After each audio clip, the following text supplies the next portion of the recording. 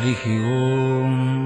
शुक्लाम्बरधरम् विष्णुम् शशिवर्णम् चतुर्भुजम् प्रसन्नवदनम् ध्याये सर्वविघ्नोपशान्तये।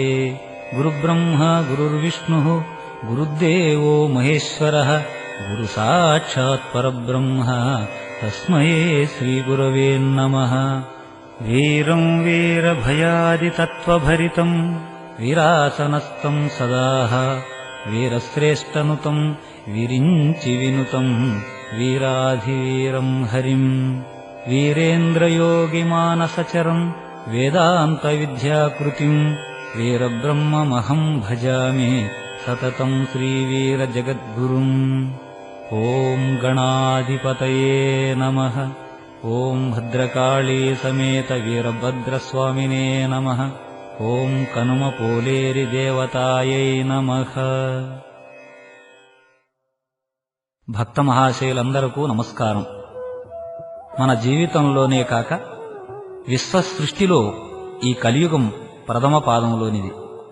భూత భవిష్యత్తు వర్తమాన విశేషాలను నభూతో నభవిష్యతి అన్నట్లుగా ప్రబోధించిన కలియుగ ప్రత్యక్ష దైవం శ్రీమద్విరాట పోతులూరి వీరబ్రహ్మేంద్ర స్వామి.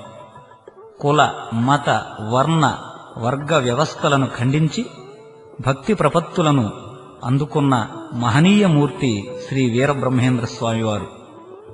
మానవులలో మానవునిగా అవతరించి వీరంబొట్లయ్య, వీరప్పయ్య, వీరబ్రహ్మేంద్ర స్వామి అను 3 నామధేయములతో ఒకే అవతారముగా అవతరించి భవిష్యత్తు కాలజ్ఞానమును తెలియజెప్పి అజ్ఞానులను సుజ్ఞానులుగా చేయుటకై ఆత్మబోధలను ప్రవచించి జీవ సమాధిలో నిష్ఠాగరిష్ఠుడై ఉండి ధర్మ పరిపాలనం చేయుటకు శ్రీ వీరభోగ వసంతరాయులుగా రాబోవుచున్న శ్రీమన్నారాయణుని అవతారము శ్రీ వీరబ్రహ్మంగారు. ప్రియశిష్యుడైన సిద్ధయ్యను వెంటబెట్టుకొని లోక సంచారం 175 సంవత్సరములు సంచరించాడు. 1993 నాటికి జీవసమాధియందు తపస్సు చేయుచు తన భక్తులను రక్షిస్తూ అనుగ్రహించుతున్నాడు. బ్రహ్మంగారి కాలజ్ఞానం తెలియని ఆంధ్రుడు లేడు. ఎక్కడ ఏ చిన్న చిత్రం జరిగినా, ఏ చిన్న విచిత్రమైన వార్త విన్నా, ఎలాంటి ప్రళయం వచ్చినా ప్రతివారు బ్రహ్మంగారి కాలజ్ఞానం తలుచుకుంటారు. అన్నీ బ్రహ్మంగారు చెప్పినట్లే జరుగుతున్నాయి అని అనుకోకుండా ఉండలేరు. ఇంతటి మహామహిమాన్వితమైన కాలజ్ఞానమును గూర్చి పదే పదే తలుచుకుంటాం. కానీ బ్రహ్మంగారు కాలజ్ఞానంలో ఏమి రాశారు, అందులో ఉన్న విశేషాలు ఏమిటి, జరిగిపోయినవి ఎన్ని, జరుగుతున్నవి ఇంకెన్ని అని తలుచుకుంటూ జరగవలసినవి ఇంకెన్నో, అసలు ఈ కాలజ్ఞానం జరుగుటకు ఇంకెంతకాలం పడుతుంది అనే సందేహాలు అందరిలో మెదులుతూ ఉంటాయి. భక్తులందరికీ ఈ సందేహాలు తీర్చి శ్రీ స్వామివారి సంపూర్ణ వచన కాలజ్ఞానమును వినిపించి తరించాలన్నదే మా కోరిక. మీ అందరికీ సమర్పిస్తున్న ఈ కాలజ్ఞానం గురించి కొంచెం వివరణ వినండి. బ్రహ్మంగారు రాసిన కాలజ్ఞానం 5000 సంవత్సరములు పూర్తయిన తరువాత ప్రారంభమై 108 సంవత్సరముల ప్రమాణంలో జరుగుతున్నది. కృతయుగం, త్రేతాయుగం, ద్వాపరయుగం, కలియుగం ఈ మొత్తము కలిసి ఒక మహాయుగం. ప్రతి యుగమైన తరువాత ఈ సృష్టిలోని జీవరాశులు మొత్తము నాశనమవుతాయి. మరలా కృతయుగం ప్రారంభమవుతుంది. ఇది సృష్టి ధర్మం. ఈ ధర్మం ప్రకారంగా సృష్టి సమస్తము నశించుటకు 4,27,000 సంవత్సరములు సుమారుగా ఉన్నది. ఈ వివరం పూర్తిగా తెలియక కొందరు తొందరపాటున 1999లో కలియుగాంతం అవుతుందని ప్రచారం చేశారు. ఇది శుద్ధ అసత్యం. పూర్తి వివరం ఏమిటనగా, మొత్తము పశుపక్షాదులు, మానవులు మొదలగు జీవరాశులను 7 భాగములుగా చేయగా అందున 6వ భాగము మాత్రమే నశించి 1 భాగపు జీవరాశి మాత్రము జీవించియే ఉంటుంది. ఇది కాలజ్ఞానము తెలిపిన యథార్థము. బ్రహ్మంగారు దైవస్వరూపులు కనుకనే మహమ్మదీయుడైన దూదేకుల సిద్ధయ్యను అనుగ్రహించి శిష్యునిగా స్వీకరించినారు.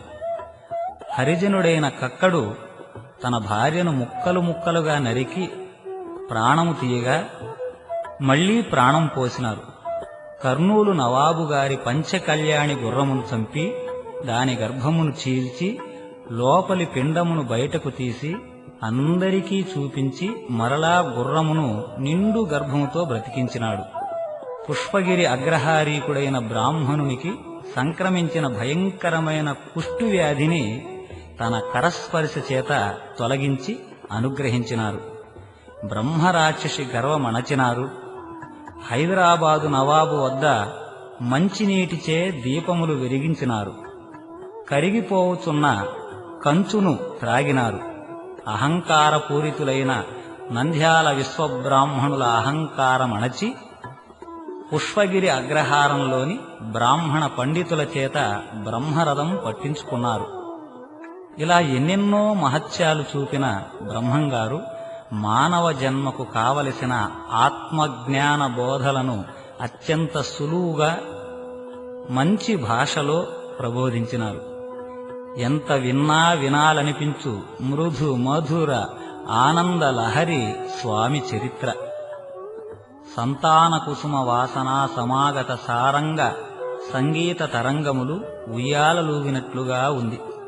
స్వామివారి చరిత్ర వినగలిగిన వారి జన్మధన్యము. నిత్యము బ్రహ్మంగారి కాలజ్ఞానము వినగలుగుతున్న వారి అదృష్టమే అదృష్టము. నిత్యము నూతనంగా బ్రహ్మంగారి పూజలు చేయగలిగిన వారి పుణ్యమే పుణ్యము. ఇవి అందరికీ దొరకదు. పూర్వజన్మ సుకృతం గలవారికే దొరుకుతుంది. అట్టి అదృష్టవంతులు మీరు. కనుకనే స్వామివారు చెప్పిన బోధలను ఈ క్యాసెట్టు ద్వారా వినగలుగుతున్నారు. శ్రీ మహావిష్ణుమూర్తి అవతారములైన కృష్ణుడు బ్రహ్మంగారికి ఉన్న కొన్ని పోలికలు వినండి, తెలుసుకోండి.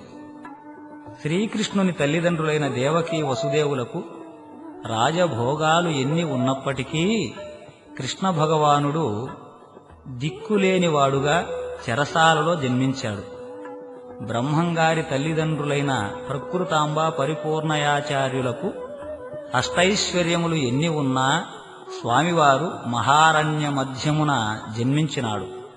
వీరిరువురూ అర్ధరాత్రి ఎందే అవతరించినారు.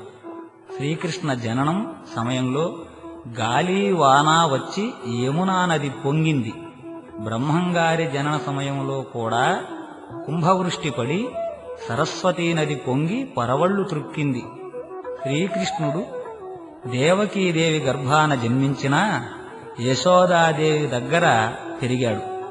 శ్రీ స్వామివారు కూడా ప్రకృతాంబ గర్భాన జన్మించి వీరపాపమాంబ వద్ద పెరిగినాడు. శ్రీకృష్ణుడు మన్ను తిన్నాడని విని పెంపుడు తల్లి మందలించినప్పుడు నోరు తెరిచి 14 లోకాలను చూపించాడు. తన విశ్వరూపమును కూడా ప్రదర్శించాడు. జ్ఞానబోధ చేసినాడు. స్వామివారు కూడా తనను విడిచి వెళ్లిపోతున్నాడని అజ్ఞానంతో బాధపడిన పెంపుడు తల్లి వీరపాపమాంబకు కూడా పిండోత్పత్తిని, విశ్వరూపాన్ని, సృష్టి రహస్యాలను బోధించి జ్ఞానబోధ చేసినాడు. శ్రీకృష్ణుడు నందగోకులంలో ఆవులుగాచి గోపాలుడైనాడు. బ్రహ్మంగారు కూడా బనగానపల్లిలో ఆవులను గాచి గోపాలుడైనాడు. కృష్ణుడు కుబ్జ యొక్క వికృత రూపం తన కరస్పర్శతో తొలగించినాడు. స్వామివారు కుష్ఠవ్యాధి భ్రష్టుడైన బ్రాహ్మణుణ్ణి తన కరస్పర్శతే విముక్తుణ్ణి చేశారు. శ్రీకృష్ణుడు అశ్వత్థామ విడిచిన బ్రహ్మాస్త్రమునకు తల్లి గర్భము నుండి దూసుకుపడిన పరీక్షన్ మహారాజును పునర్జీవితుణ్ణి చేసినారు. బ్రహ్మంగారు కక్కయ్య తన భార్యను ముక్కలు ముక్కలుగా నరకగా తిరిగి బ్రతికించినారు. కృష్ణుడు భూభారం తొలగించుటకై కురుక్షేత్ర మహాసంగ్రామంలో పాప నిర్మూలన చేసినాడు. బ్రహ్మంగారు కాలజ్ఞానము ద్వారా ప్రకృతి ప్రళయాలను నిర్మూలన చేయుచున్నారు. కృష్ణ పరమాత్మ లోక కళ్యాణార్థం భగవద్గీతను ప్రసాదించాడు. బ్రహ్మంగారు కాలజ్ఞానమును ప్రసాదించారు. ఇటువంటి అవతార స్వరూపములు వీరిరువురికి ఎన్నెన్నో ఉన్నాయి. కలియుగ ప్రత్యక్ష దైవంగా ఆబాల గోపాలము చేత పూజలందుకొనుచున్న వీరబ్రహ్మేంద్ర స్వామివారి యొక్క ఈ వచన కాలజ్ఞానమును ఆడియో సీడీల ద్వారా విని తరించండి. వ్యాసం ప్రోక్తమయా దత్తం విప్రాం సర్వత్ర పూజితః హలౌ పంచసహస్రాణి ధ్యాయేత్వర్ణ సంకరః. వ్యాస భగవానునిచే రచింపబడిన కావ్యాలు, గ్రంథాలు, శ్రీ మహావిష్ణుమూర్తికి అంకితము చేయబడిన పురాణములు, బ్రాహ్మణులు ఈ కలియుగంలో 5000 సంవత్సరముల వరకు పూజింపబడుదురు. ఆ తరువాత పాపములు పెరుగును, వర్ణసంకరములు జరుగును. కలౌ తత్వసహస్రాణి యావత్ పంచాగతాని చ ధర్మో నష్టః కర్మో నష్టః సర్వభ్రష్టో భవతి. ఈ కలియుగం 5000 సంవత్సరములు పూర్తయిన నాటి నుండి ధర్మము నశించిపోవును, సకల శుభకర్మలు నశించిపోవును, సర్వనాశనం సంభవించును. మహాప్రళయాలకనుగుణంగా రాబో వచన కాలజ్ఞాన వాక్యములు వినండి.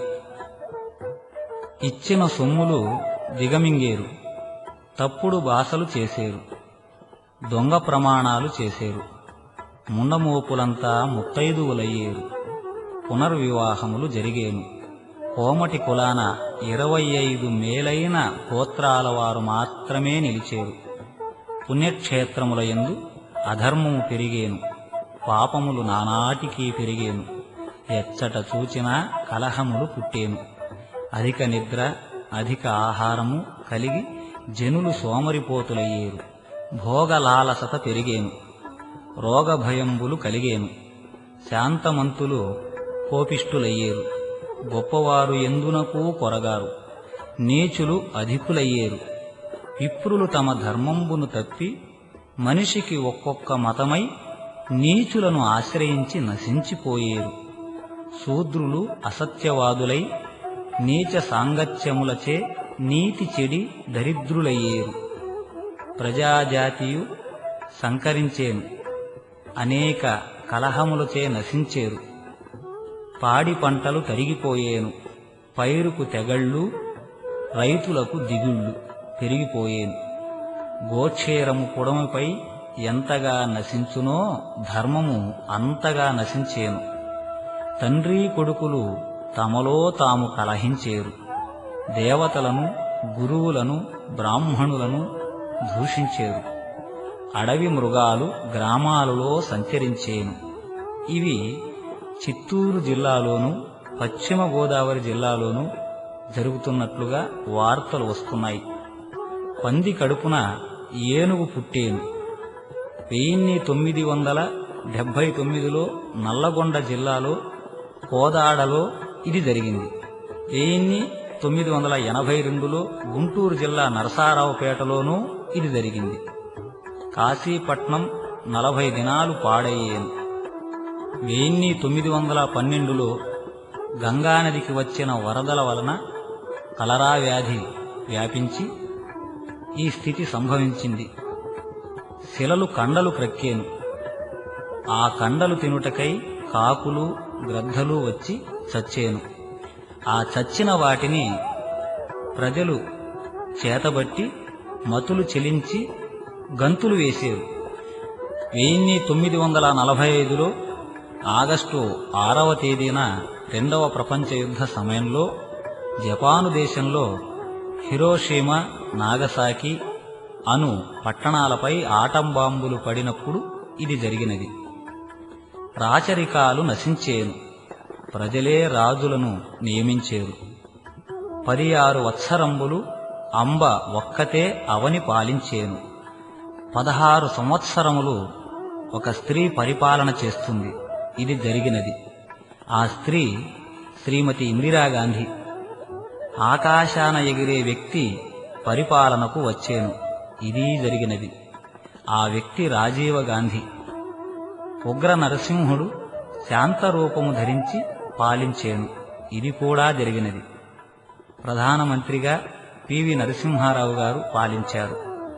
రామ్ రామ్ రామ్ అను మంత్రము దక్షిణాన రాజ్యమేలేను. ఇది కూడా జరిగినది.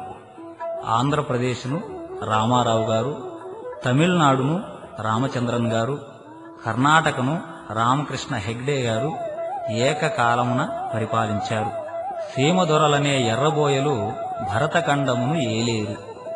గాంధీ అనువాడు ఏకుబట్టి వారిని తరిమేను. మంచినీటి దీపాలు తేజోమయాన వెలిగేను, అనగా కరెంటు. మహమ్మదీయులకు వైరము వచ్చి 7 ఏండ్లు కాలం రగిలేను. ఇది 1980 నుండి 1987 వరకు గల్ఫ్లో ఇరాను, ఇరాకు దేశాల మధ్య యుద్ధం జరిగింది. రామలింగయ్య అను మహానుభావుడు నిజరూపము చూపేను. 1854 సంవత్సరంలో శ్రీకాకుళం జిల్లా పాలకొండ గ్రామంలో శ్రీ సింహాద్రి విశ్వనాథ అను అవధూత ఈశ్వరావతారము పొంది 3వ నేత్రము చూపుట జరిగినది. ఆయనను సనారీశ్వర స్వామిగా పూజించుతున్నారు. ఈశాన్యమున విషగాలి పుట్టి అందు కొందరు చచ్చేరు.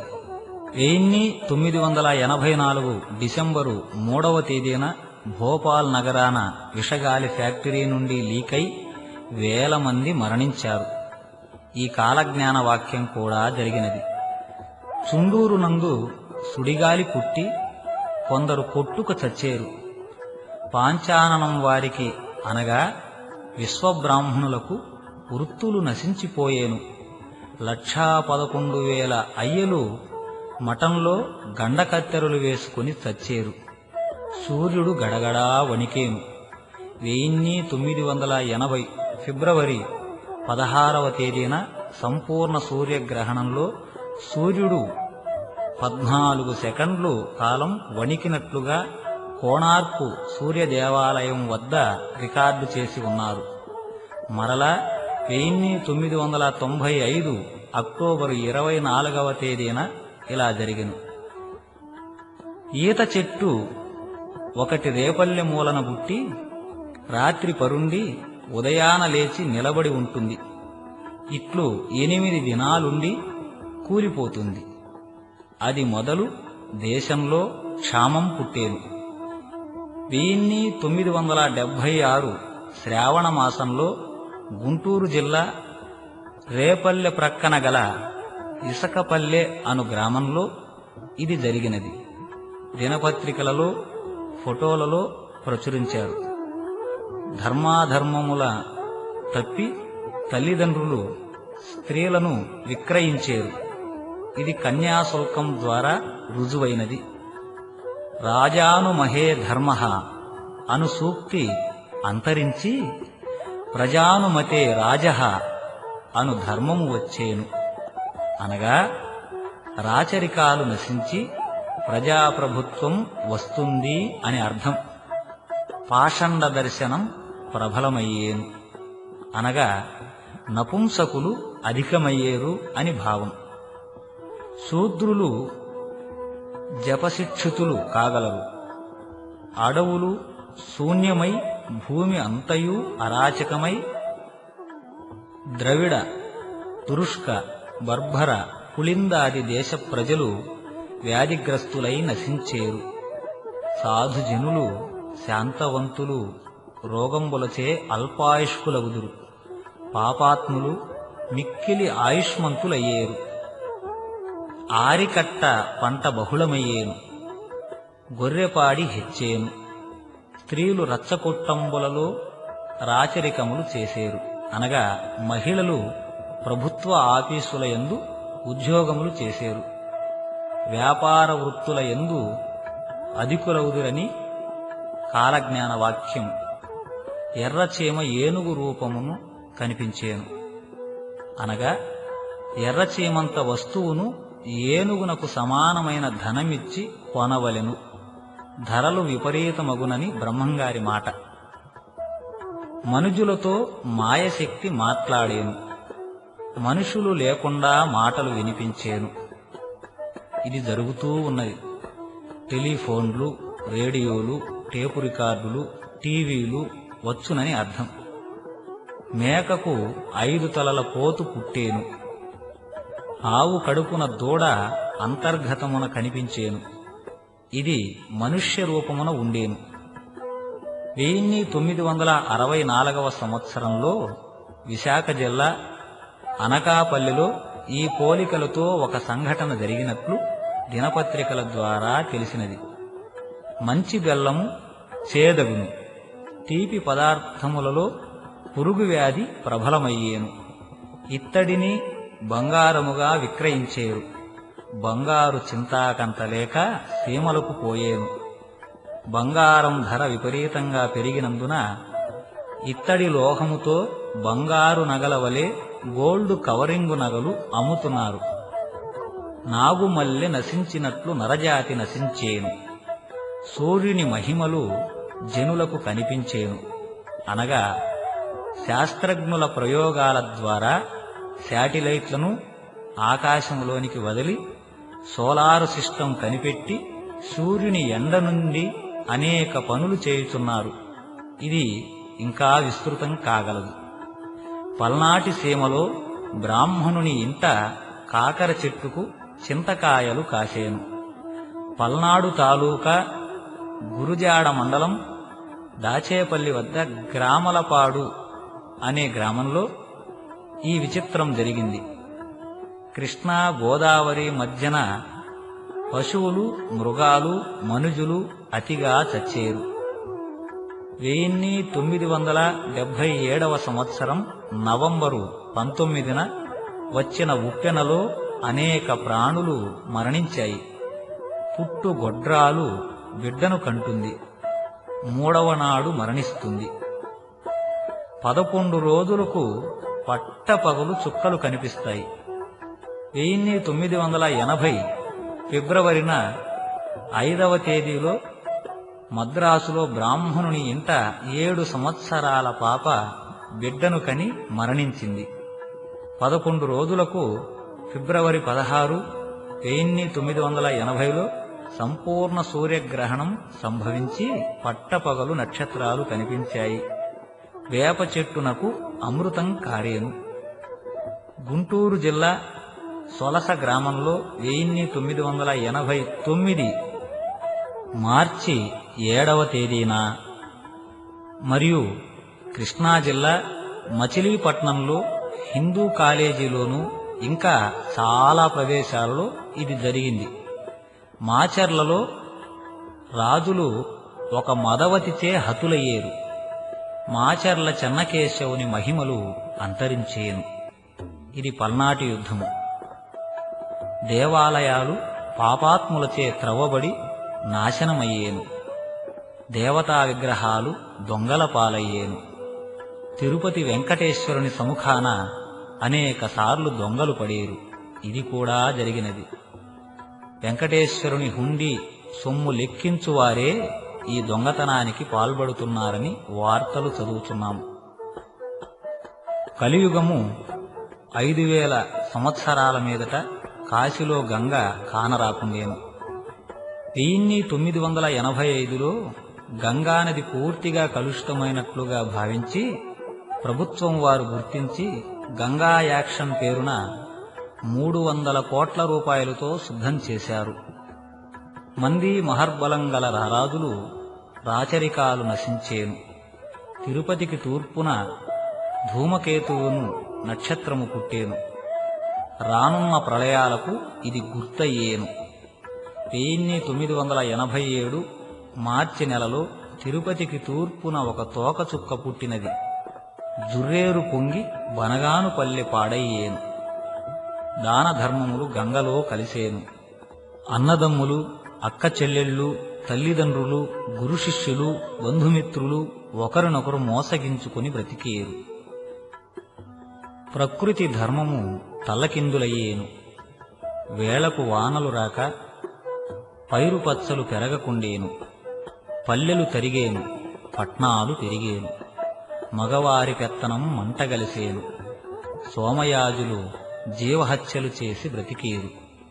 ఉత్తర దేశాన కత్తులు ఆటలాడేను. భూకంపములు వచ్చి భూమిలో ఓంకారములు పలికేను. అనేకులు అందున చచ్చేరు.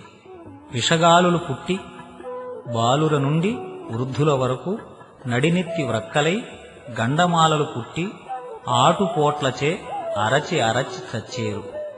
తిరుపతి కొండపై మహమ్మదీయులును చండాలురును ఆడి పాడేరు. వినాయకుడు వీధుల పాలై వేదాలు చదివించేను. ఆకాశాన పక్షివాహనాదులు కూలి అనేకులు బడసేరు. పంచమజాతి వారు పంచాంగములు బట్టి తిరిగేరు. వేదములు పఠించేరు. వారి శ్రమనే ఫలించేను. బ్రాహ్మణులు ఇతర జాతుల వారిని సేవించేరు. బ్రాహ్మణులు లేకుండా శుభకార్యక్రమములు జరిగేను. దారుణమైన తగవులచే రారాజులు కొట్టుకు చచ్చేరు. లోకాన అందరూ ఒకరినొకరు మోసగించుకొని అవమానించుకొని దేవకార్యములు పితృకార్యాలు జరుపక పోయేరు. చచ్చిన వారికి పిండములు కరువయ్యేను. జనసంఖ్య విపరీతమయ్యేను. వేదశాస్త్రములు శూద్రులు చదువగా బ్రాహ్మణులు వినేరు. చిత్ర విచిత్రమైన వాక్యాదులు సంక్రమించేను. కూర్చున్నవారు కూర్చున్నట్లుగా, నిలుచున్నవారు నిలుచున్నట్లుగా, మాట్లాడుచున్నవారు మాట్లాడుచున్నట్లుగా, నిద్రించువారు నిద్రించినట్లుగా సమసిపోయేరు. బెజవాడ గోలుకొండంత పట్టణమయ్యేను. హరిహరాదుల గుళ్లల్లో పూజలు లేకుండేను. గుళ్లల్లోని మూర్తులకు కళావిహీనమయ్యేను. వీధులలో శక్తులు ఊర్భటించేను. గొప్ప గొప్ప దేశాలు పాపాత్ములచే త్రవ్వబడి పాడయ్యేను. ఒకరి సొమ్ము మరొకరు అపహరించేరు. ఒకరి భార్యను మరొకరు అపహరించేరు. మోసములు విస్తారమయ్యేను. చోర రోగ ఉపద్రవములు అధికమయ్యేను. 360 రోగాలు ప్రబలమై వైద్యులకందక ముప్పుతిప్పలు పెట్టేను. కొత్త రోగాలు పుట్టుకొచ్చేను. ఇంద్రజాలములను వేదములను శూద్రులు అభ్యసించేరు. ఎద్దులు గుర్రాలు లేకనే బండ్లు నడిచేను. అందున కొందరు మడిసేరు, అనగా కార్లు, బస్సులు, విమానాలు ఇలాంటివి. ఊరూరా జనులు అనేక కలహములచే చెరసాల పాలయ్యేరు. తక్కువ జాతివారు ఆచారవంతులయ్యేరు. దైవభక్తులు, దేవాలయ నిర్మాతలు, ప్రతిష్టకులు కష్టాల పాలయ్యేరు. శూద్రులు ఆచారవంతులై బ్రాహ్మణులను నిందించేరు. పసిబాలుర నుండి పండు వృద్ధుల వరకు కొరవులు నోట కరుచుకొని తిరిగేరు, అనగా ధూమపానం అధికమవుతుంది. బెండ్లు మునిగేను, గుండ్లు తేలేను. మీసాల మీద తేనె వలె జనులు క్షణిక సుఖములు ఆశించేరు. నవనాగరికత పెరిగేను. భారతీయులు పరధర్మాన్ని ఆచరించి స్వధర్మాన్ని వదిలేరు. పులి మేక ఒకరేవున నీరు త్రాగేను. మానవులకు విద్యాజ్ఞానము బలిసి వర్ణములన్నీయూ ఏకమయ్యేను. మలయాళ దేశాన మగవారు నాశనమయ్యేరు. చలిజ్వరాలకు మానవులు మడచేరు. బ్రాహ్మణులు ఆచారశూన్యులయ్యేరు.